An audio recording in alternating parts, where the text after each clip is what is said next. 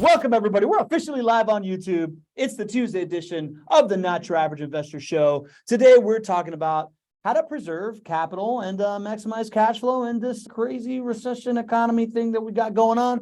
I'm your host, Pablo Gonzalez. I'm back in studio with my main man that I like to call GC, because he knows how to generate cash flow, because he's got genius concepts, because he's a great co-host and a mediocre Dolphin supporter friend, and because his name is Gregg Cohen. Say hello, Gregg. Hello, everybody. Great to be with you. And with us, as always, we call her MTM because she brings us the moments that matter, and because her name is Madison the Magnificent. Say hello, Madison. Hello, everybody. And I want to welcome if you're watching live on YouTube, welcome to the show. If you're listening on the podcast, welcome to the show. Happy to have you.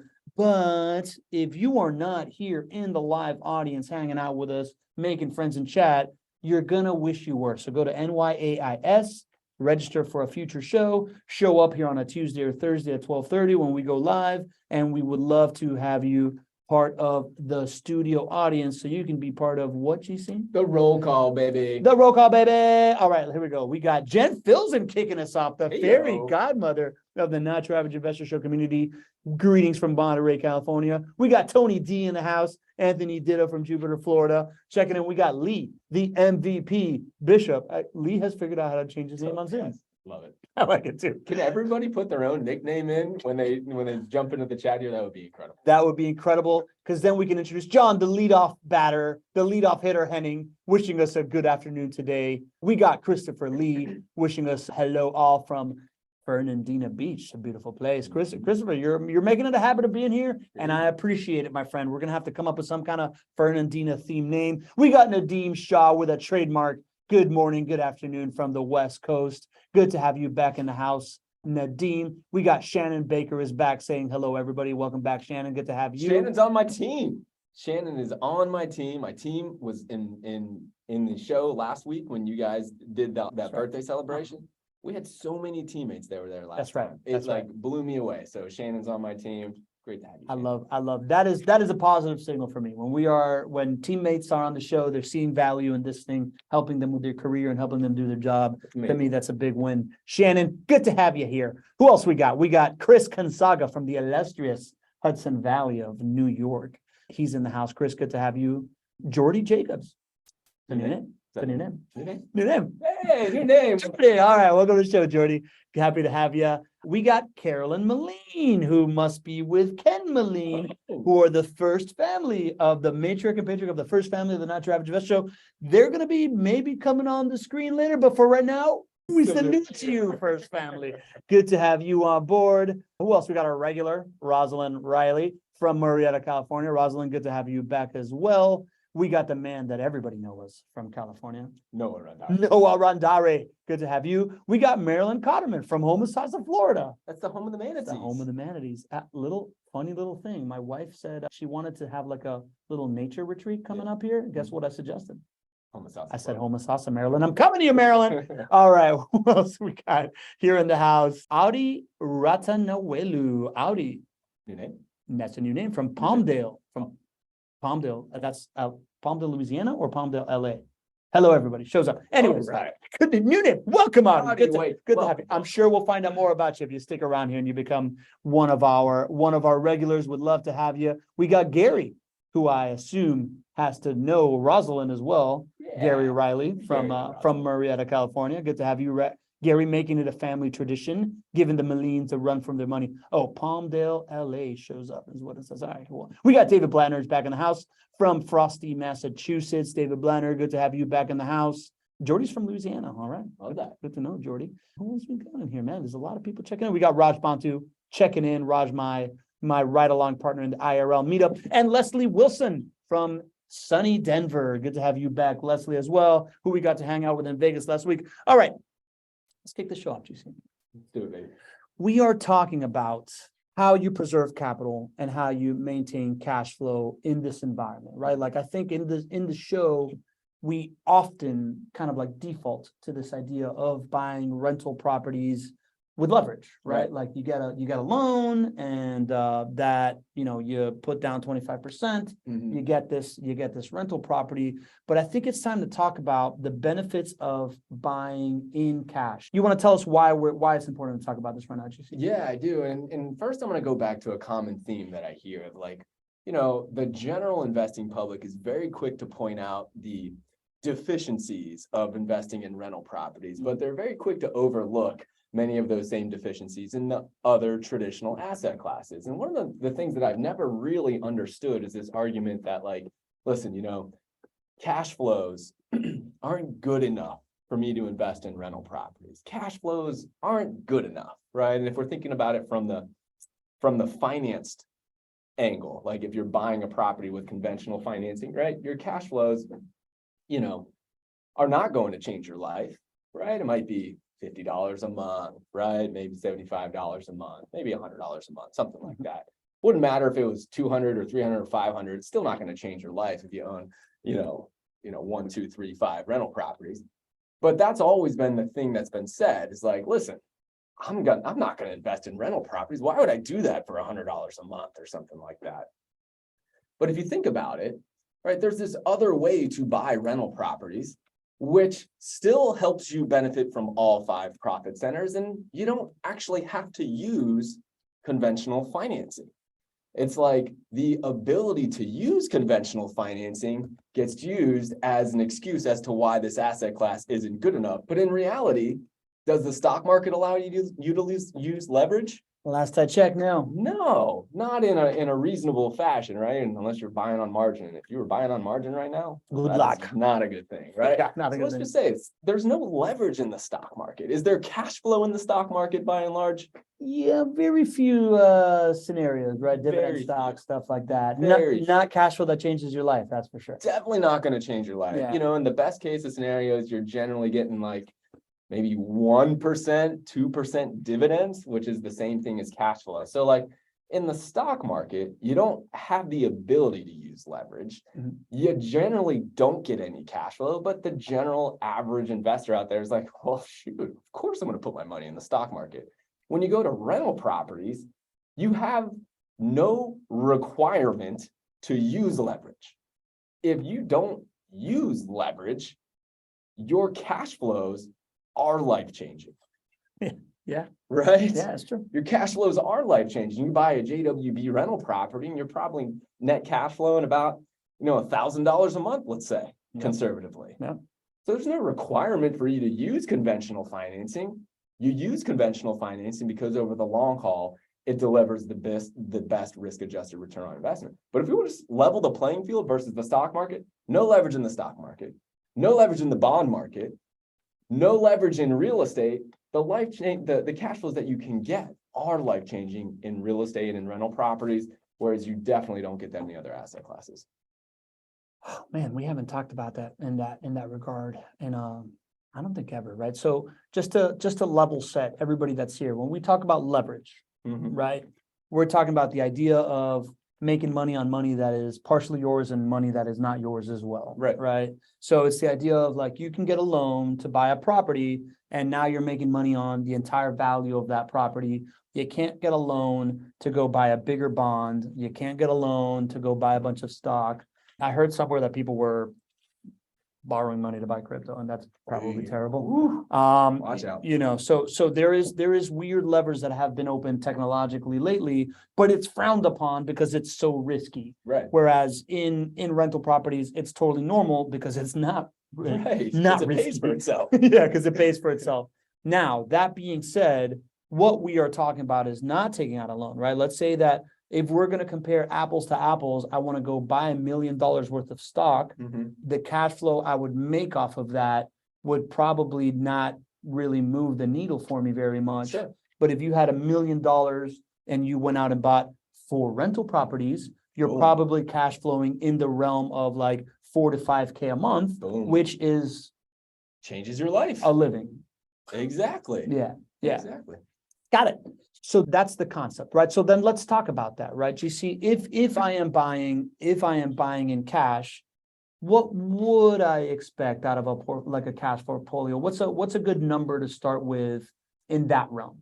When you say number, do you mean return on investments? I'm Do you mean- trying to think of the best way to talk about this in a way that people can understand, right? So I guess what we're talking about right now in our runs, in our private conversation, Right. is the idea that folks have their retirement tied to stocks and bonds and stuff like that. They're Right. still in the market and they are mostly thinking, I'm just going to keep writing this out because I know that the stock market is going to do its thing in the long term. Mhm. But we know in the short term that the stock market has fallen Mhm. and we know we're headed into a recession. We're not even there yet. Mhm. So we know that the stock market is going to continue to fall, Mhm. right? So this is the idea of like, if you have your savings somewhere, you're able to pull them out. You know, if it's in that managed portfolio that is somewhat active, Mhm. and is not in your retirement, that's somewhere that you can cash out and use the money for this. It's also for those of us that have, I don't know, you got a big bonus, you have cash that you're gonna invest that's already liquid Right. there. And then on top of that, there's also the people that have a self-directed IRA or in a retirement account, you can change it to like some kind of self-directed and you can buy things in cash Right. in that portfolio as well. So what I'm thinking is like, what's a significant figure to start playing with, like $500,000, $250,000, something like that? When you buy with conventional financing, your cash flows are small. So if you have one property that goes vacant, which will happen over time, if you don't have other properties to buoy your cash flows at that time, you could run the risk of going cash flow negative. And that's why when you buy properties with conventional financing, you generally want to work up to multiple properties. That's not to say when you buy your first property with conventional financing, that's a bad thing. Buying one is totally okay. But the bigger plan is for you to be successful here within the first 3, 4, 5 years. You want to get to 2, 3 rental properties. That's conventional financing. Now, on the cash side, right? You buy one rental property. Let's say that you have a net cash flow, like in your pocket every single month, you're netting, call it $1,000 a month, maybe a little bit more. Well, there's a whole lot of risk mitigation built into $1,000 check coming to you every single month. So long roundabout way of saying, listen, if you want to take, call it $250,000 in your retirement account that is just not working, and you're thinking that the market is going to go down, meaning the stock market is going to go down because you're looking at this recession that is coming and you're saying stocks don't do well in recessions, it makes a ton of sense for you to move that $250,000 that was sitting in the stock market waiting to lose money and put that into one cash property for rental properties. And you're built up for success in the short run and the long run because your cash flow each month is so much bigger when you don't have conventional financing in place.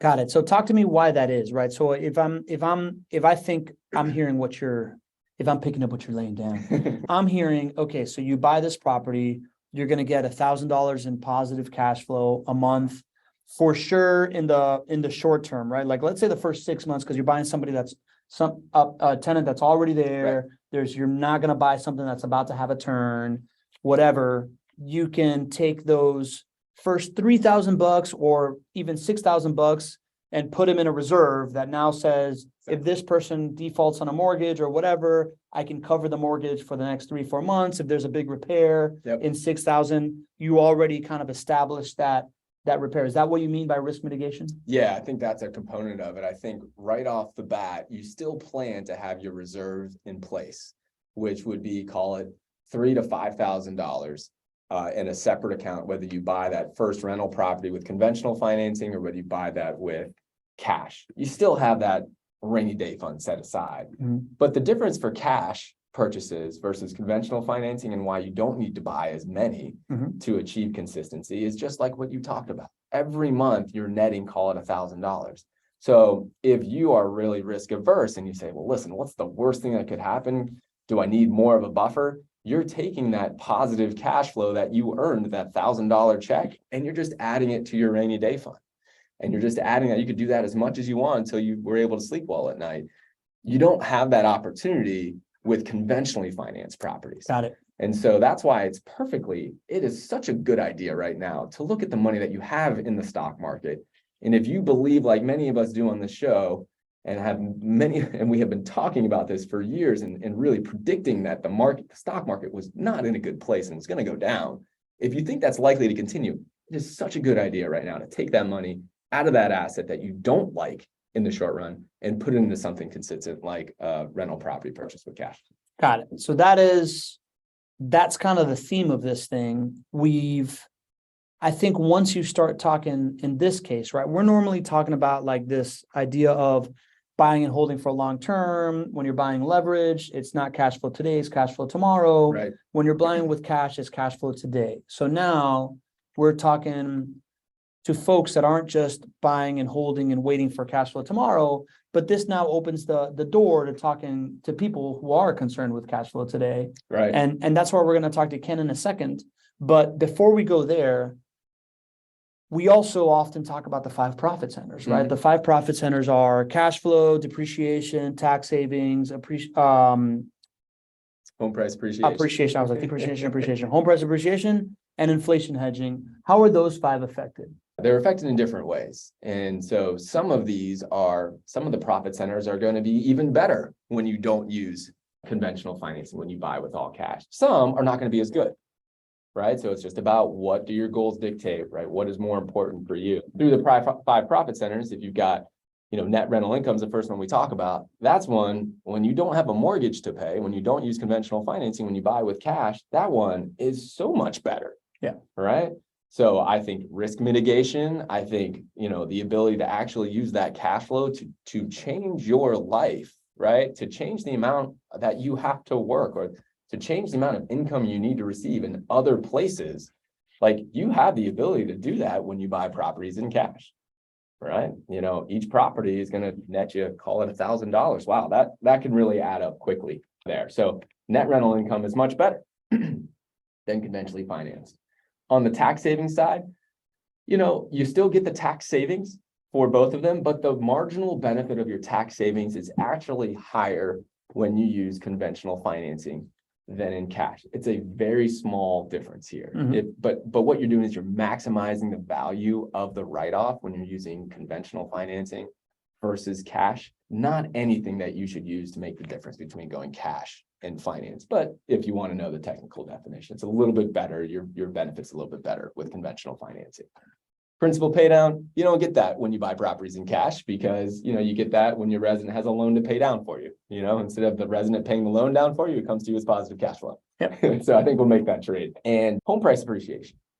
Now, your properties, whether you buy them in cash or whether you have conventionally financed as your approach for buying the property, no matter what the market appreciates, it's the same effect as far as your market value on your property. However, your return on investment is very different. And this is why over the long haul, buying properties with conventional financing, with this smart debt, gets you a better risk-adjusted return. Because when you buy a property with conventional financing, if the market goes up, let's say 4% in a year, but instead of you putting all of your money down on that property, you only put 25% down, that's really like you earning a 16% return on investment from the home price appreciation because it's 4 times because you only put a quarter of the money down. Now, so that's a big advantage for conventional financing and why over the long haul, we're a big proponent of that. However, on the other side, right, when you buy a property with cash, you're still getting that 4% home price appreciation that happens, right? It's not like you lose it. It's just not multiplied times 4 because you had to use all of your cash to get into it. So it's still a significant contributor to your overall return on investment. It's just not maximized like it would be for the conventionally financed side. And then on the inflation hedging side, inflation hedging means that over time, home prices go up and rents go up, and you get to enjoy that whether you buy with cash or with conventional financing. You get a little bit more bang for your buck on the inflation profiting side when you have a loan in place. Because the longer you hold on to the loan, as inflation happens in our economy, it gets easier and easier to pay that loan down. So there's an advantage to buying it with conventional financing in place as far as inflation profiting. So there's some pluses and some not as good effects when it comes to it, but largely it comes down to where are you in your financial journey? Yep. What are your life goals? What do your financials look like right now? And buying in cash can be the right move for your entire portfolio, for some of our clients, buying with conventional financing is more common, can be the right move, or a combination is really common as well. And, that's certainly something we work on with clients to build that right plan for them. Got it. So that is why we have Ken Moline on the show, because he has gone through this very unique journey of, I'm asking him to unmute. He's unmuted. He figured out the technological aspects. Ken, welcome to the show, my man. Hi there, everybody. Good to join your show. I'm sorry for my techie lack of knowledge. It's all good, Ken. We officially salute you in person right now. So Ken, we talk about your story a lot on the show, right? And we've mentioned your name many times, but you haven't been on for a little while. You want to kind of recap that moment where you were in retirement and you had a certain amount of cash flow because it was in the stock market, and how you decided to buy some properties in cash that helped you get over that? Sure. Let's go back to the summer of 2018. I was a mere 83 years old and drawing out of my IRA account, and I saw that going down to zero by the end of the year. So I got together with a friend who was a broker, a loan broker, and we negotiated a jumbo reverse mortgage on our house here in Los Altos, which in Los Altos, it's not hard to find a house worth over $3 million. And we had plenty of equity in that, and we negotiated the jumbo. It funded in January of 2019. On the council of our investment advisor, we bought 2 T-bills, one for 6 months, one for 12 months. We didn't know what else to do with the money. In the meantime, I had a talk with my friend Harold Litvin, who was my piano teacher as well. But Harold is a great proponent of JWB, and he put me on track to talk to Mike Stewart. And we came up with some plans. And by September of 2019, we had bought for cash, using our first T-bill, 2 homes. And they were around 150,000, 155,000. That was the good old days. That was the days that you look back and remember as being the days when I should have invested more, But then moving ahead, we took advantage of JWB's offer to partially pay for our transportation and lodging. And we went back and visited the folks there in Jacksonville. And at that time, we sat down with Mike Stewart. And I said, well, I don't know. I don't have any income. I don't have any pay stubs or anything like that. Do you think I can get a conventionally financed home? Because we had some money left over from our first adventure into investing. And he said, well, let's give it a try. And we selected a home, put it under contract, and got together with our loan broker and a new loan broker through JWB. And lo and behold, by January, we had a third home in our portfolio. Now, the first 2 homes, they paid enough cash to meet the initial objectives that we had. So then we're into 2020, and in February, our second T-bill matured. So we said, well, let's jump into it and get 2 more homes for cash, which we did. And then what happened at the end of March 2020? COVID hit. Mm-hmm. We had a lot of fears. We had a lot of anxieties. But I think Gregg kind of steadied the ship a lot there, gave us a lot of sound advice. Just sit tight, weather through this. Let's see what happens. I was at the point where I could have told Gregg, hey, I'll take a cut in rental income if it'll help the folks that are our residents there.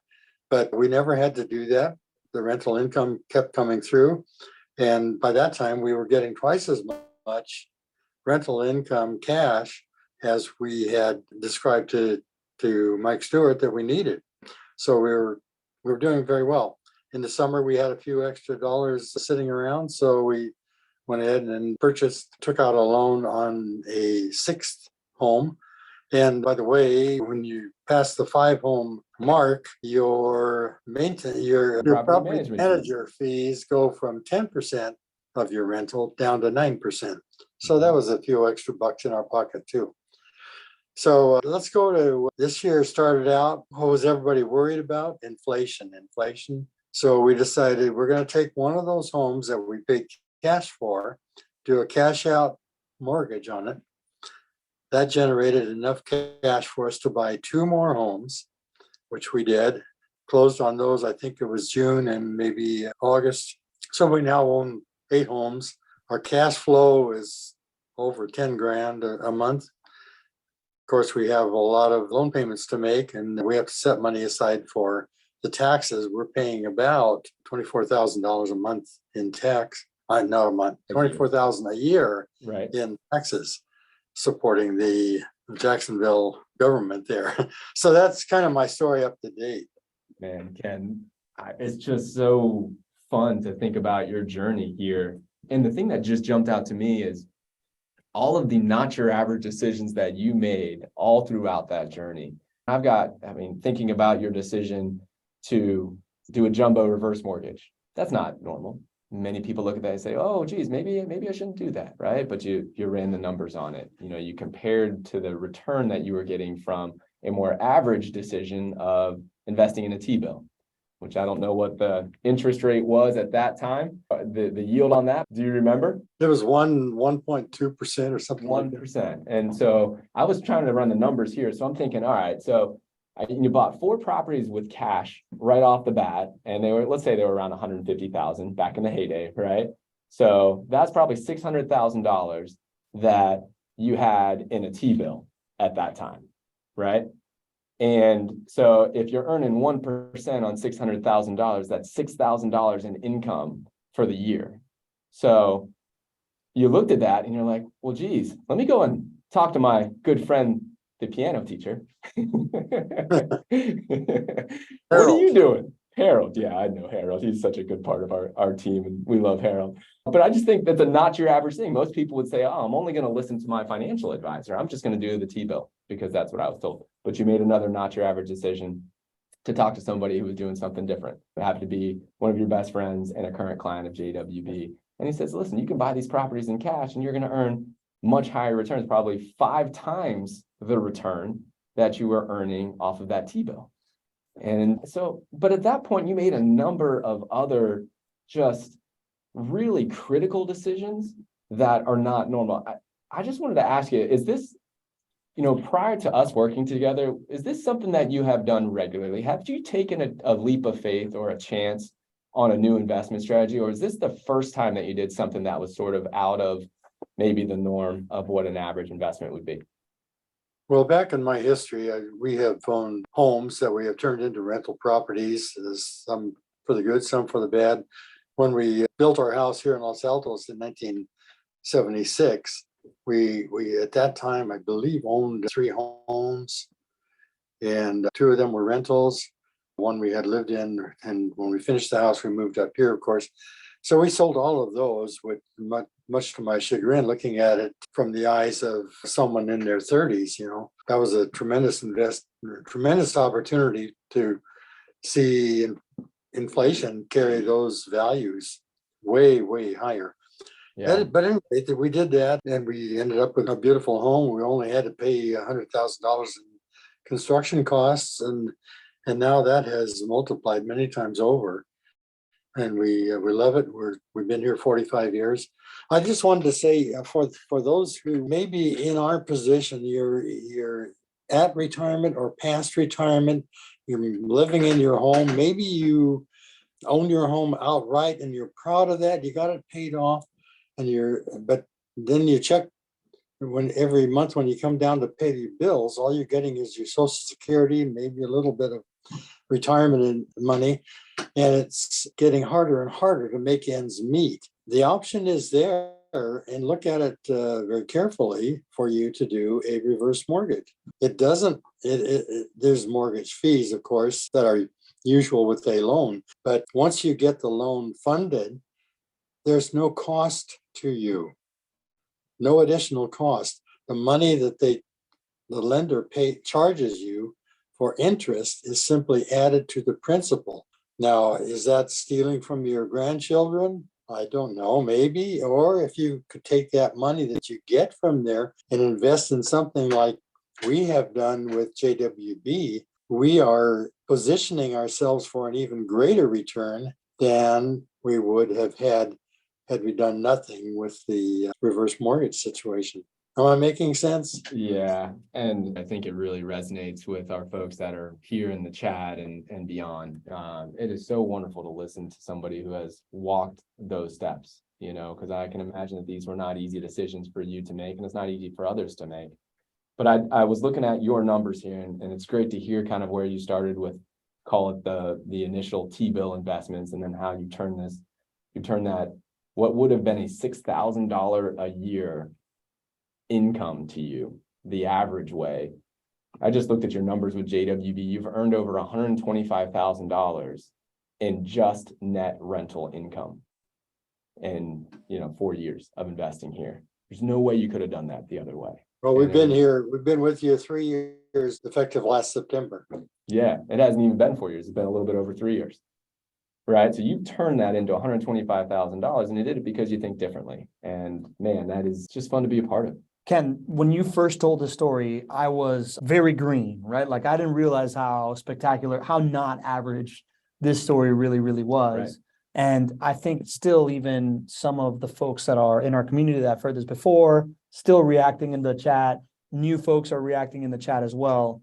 One of the things that, and I'll continue down this legacy path, but then I want to continue talking about this idea of cash flow. But like you and me recently had this conversation of when you were thinking about your home as a legacy to your kids or your grandkids that you want to leave behind versus getting a reverse mortgage and buying a portfolio of rental properties, you just kind of beat yourself up a little bit on this idea of like, maybe I'm stealing from my grandchildren, but at the end of the day, the difference between leaving behind one house that people got to split or 6, 8 rental properties that are cash flowing assets that nobody actually has to sell because they're still paying for themselves and still spitting off money feels like a much greater legacy to leave behind, which is another thing that I find extraordinary in that decision.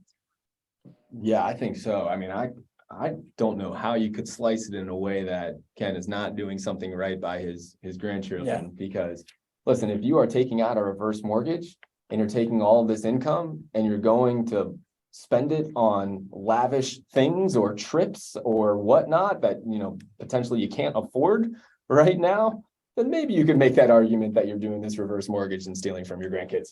But that's not what Ken's doing. He's taking equity, which is something that a lot of us, probably every single person who's a homeowner on this show, has equity in their home. And all equity is a tool.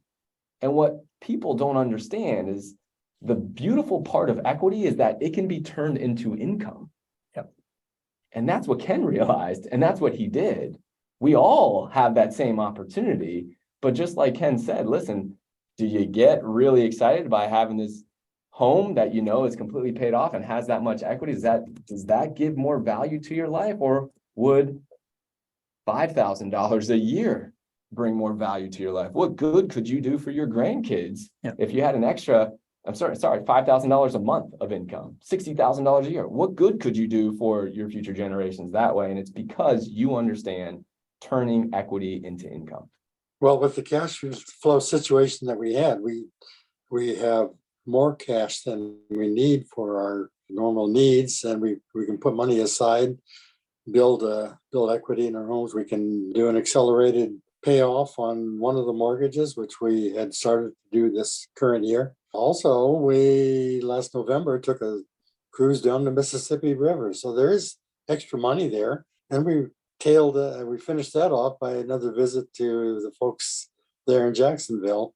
That's Got right. to see Gregg, Pablo, and all our friends there. It was a great time.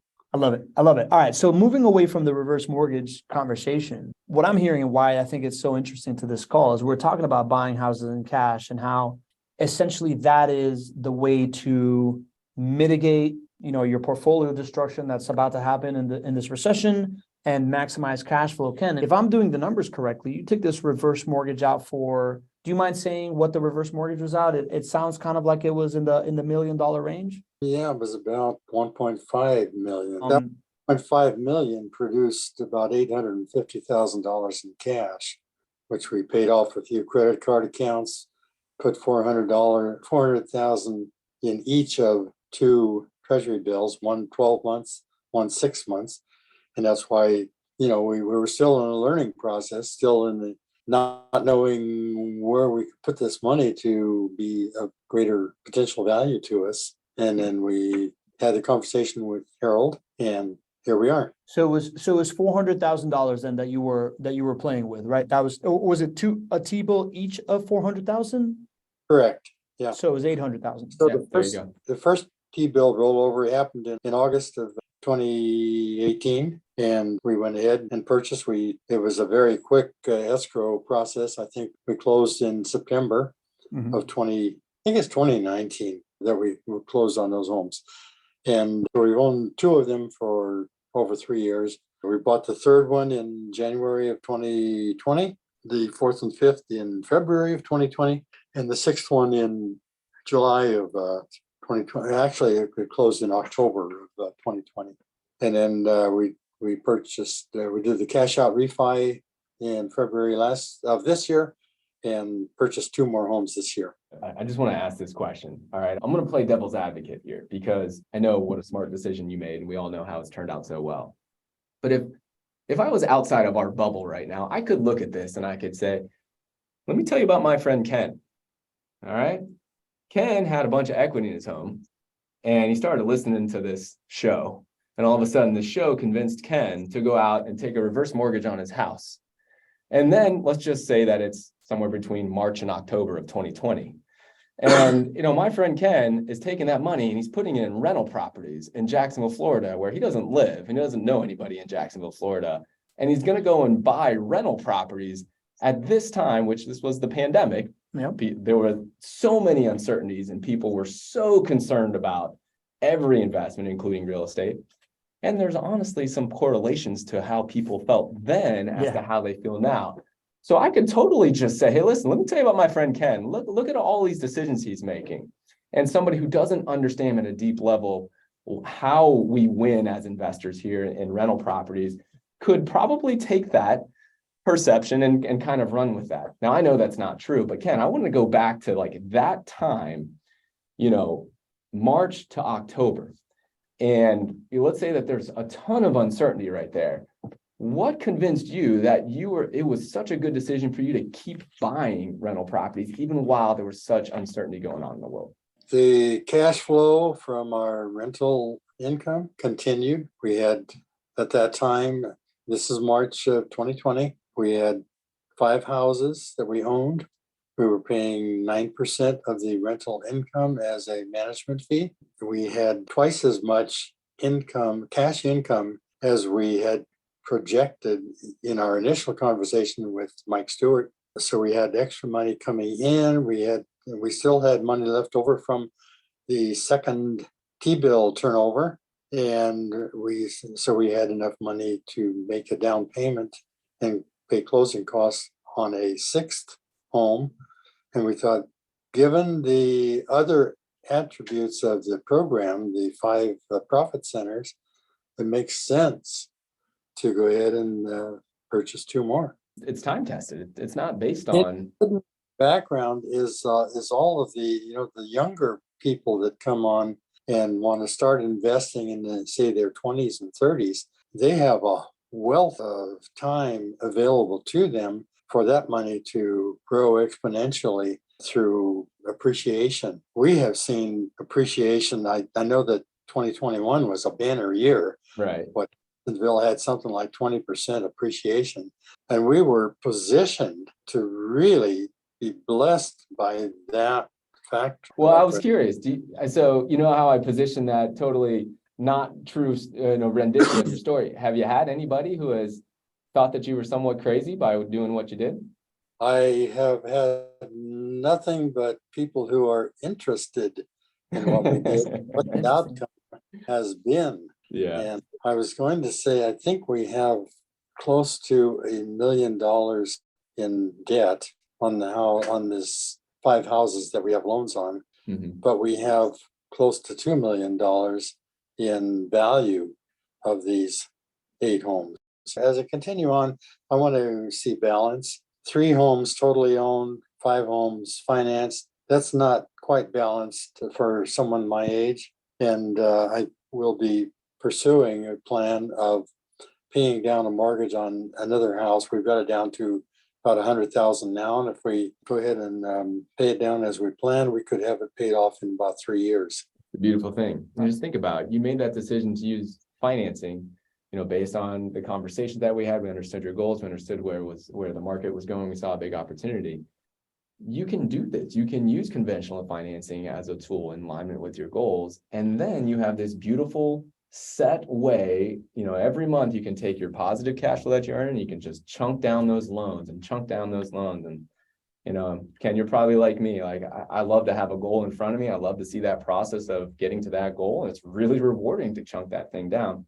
But if you didn't have the right team in place and you hadn't looked at the opportunities to use conventional financing, you wouldn't nearly have created as much value as you have, so financing can be a tool. Cash obviously was the number one thing that we were talking about here to reach your goals, but it doesn't have to be one or the other. You can really use all of these tools to create the right portfolio for you. As I think of this story and how it relates to today, right? Like you were just kind of talking about how like March 2020 was a really scary time. We didn't know what the market was going to do. We didn't know what real estate was going to do. Ken decided to re-up into rental properties. I think of it more the parallel, the reason why we really wanted Ken on, or at least me, myself, as the show producer, wanted Ken on the show today is this idea that Ken had $800,000 that he could have made, 1% on, right? And options were, that's in a T-bill. If you would have put it in the stock market, I don't know what you make on dividends off of that, but it wasn't significant income. And yet, instead of doing that, he bought some houses in cash. That created significant income on the front end, because while we talk a lot about cash tomorrow versus cash today on the show, Ken was in a cash today situation. Right. That cash today situation, I could extrapolate to being just risk mitigation for right now. Stock market's going down, right? Unemployment's going to go rise. You want some extra cash flow, right? So and then the idea that in a short amount of time, that dynamic of having houses paid off opened up a whole bunch of other levels that were really nice, positive externalities.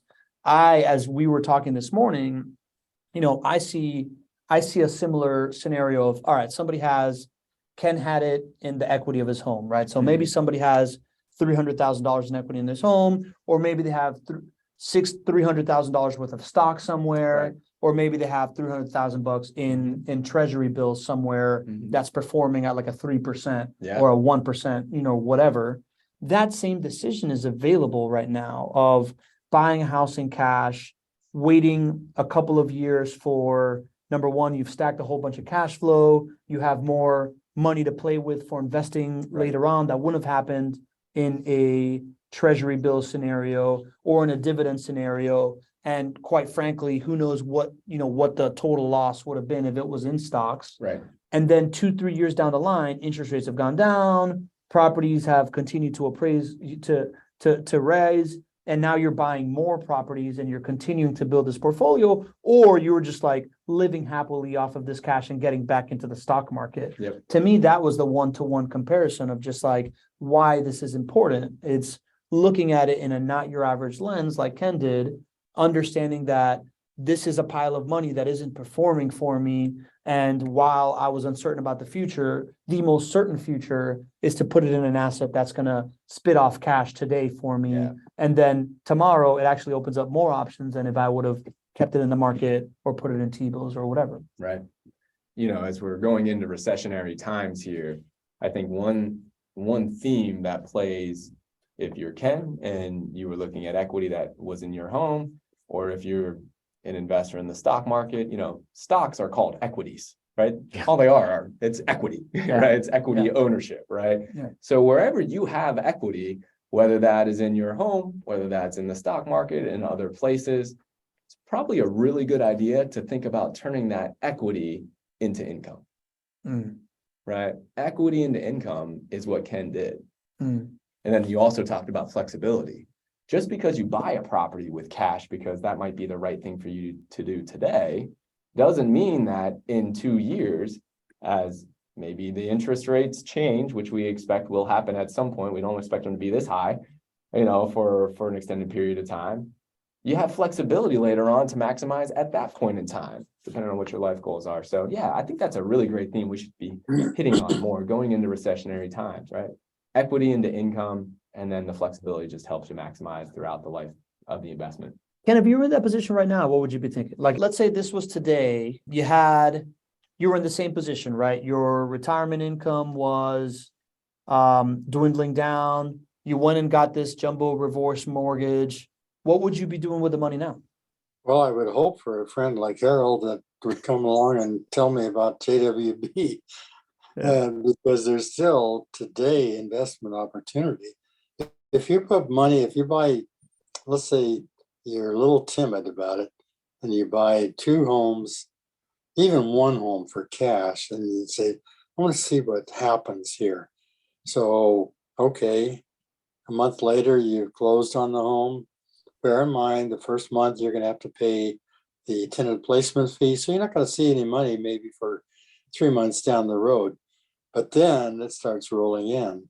And the money that you see coming in is starting to affect your lifestyle a little bit. You look down the road and say, hey, I can pay my bills, I can pay my taxes, I can pay my auto insurance, I can pay my homeowner's insurance, because they come in big lump sum brackets, 2,000 here, 2,000 there. Pretty soon you're talking about real money. So you have the chance to put that money aside, and then you seem to be inclined to accept the money, the way the money is rolling in compared to what it would have done if you just left it in the stock market or in T-bills or whatever, and say, okay, I'm going to venture out, I'm going to buy another home because I still have some money left to do that. So you buy another home for cash, and then so that depletes your cash to maybe $50,000, $75,000 sitting on the shelf. And in my shoes, I would have said, well, I wonder if I can get a loan, even though I don't have a paycheck. And I stepped into that operation, and it worked, and we got our 3rd home. I just wanted to say that when you have your Thursdays property of the week, you set it up or JWB sets it up so that the income from you still have a slight cash flow from that property. Now, it may not always be that way. For our most recent loan, we had to pay 6.125% interest rate, which was a whole lot higher than the 3% that we probably paid on the first one. But it's still in balance. Your renters are paying your mortgage. Your renters are paying your property insurance. Your renters are paying a little bit of cash into your pocket. And then another year down the road, the renters are going to have a bump up in their rental rate. So a little more cash starts coming in. 2 years down the road, 3 years down the road, now all of the ones that we bought in 2019, they are probably paying the equivalent of maybe another $400 or $500 cash that we would not have had we not invested there. Yeah, I think, what you're talking about there is rent rates going up, and you mentioned this a little bit earlier, but you said, geez, I love this inflation hedging. I love how inflation actually helps me earn a better return on investment. And I think, unless you've actually owned an asset like rental properties, inflation hedging doesn't really mean much to you, or inflation profiting doesn't mean much to you. But when you own these assets, like the 8 homes that you own, Ken, and you've seen rents go up so much and home prices go up so much as inflation has gone up so much as well, you're like, well, now I get it. Now I really do believe in that 5th profit center. I think when we started out, our first 2 rentals came in around $1,000 a month. And now with the 8 rental homes, our average rental income is probably closer to $1,500 or $1,600 a month. It's just everything. That's awesome, man. Just thanks for being a good sport about this, right? Like I texted Ken a couple of weeks ago. I was like, hey, like we had him on another show and he was traveling, and I was like, hey, what do you think about coming on for this show? Because I know we wanted to talk about this. And he was a little nervous about it, and he was nervous about the technology, but you fought through it and you made time for us. And the value that you have showcased right now to everybody else of this, like, different type of thinking, the value of buying in cash, what that means for your positive cash flow now and your future options, I think is like immeasurable. And I know that it was a big effort for you to do it. So I just really want to thank you for taking the time and fighting through the technology and, getting on Carolyn's phone or however you ended up figuring out. I'm pretty sure Carolyn's the unsung hero in the back end here, but really just thanks for coming on here and making it so easy to understand, because I think seeing it through your eyes is really eye-opening, even for me the second time. So just really appreciate you doing it, man. Oh, you're quite welcome. I finally got through on my iPad because I had a previous address to join the Not Your Average Investor show from Gregg. So that worked, and glad to be here again. I'm sold on JWB, their products. I think they give you a lot of confidence that they are doing things right, and they're doing things on behalf of the investor, as well as on behalf of the tenants, on behalf of the company. You're doing right by your people. I'm just really pleased with the whole operation. Thanks, man. Ken, thank you so much, buddy. Thank you for your trust. It's been a pleasure getting to know you and Carolyn on a really personal level. And we're so thankful for the trust that you put in our team. I'm really thankful that you are such a big part of this community. I can't imagine what this community would be or what this show would be without you and your family. And you really have made it an entire family endeavor. The first family. They are the first family of the Not Your Average Investor show. And so just very big thank you on so many levels for sharing your story and for being a part of this. I have to say, who would think that someone in their 80s would be able to get into an investment program that solves their cash flow problems and provides extra money for little trips here and there and a whole new circle of friends and all this. We had the Not Your Average Investor show meetup for Monterey and Santa Clara counties at our house just a year ago. That was a lot of fun.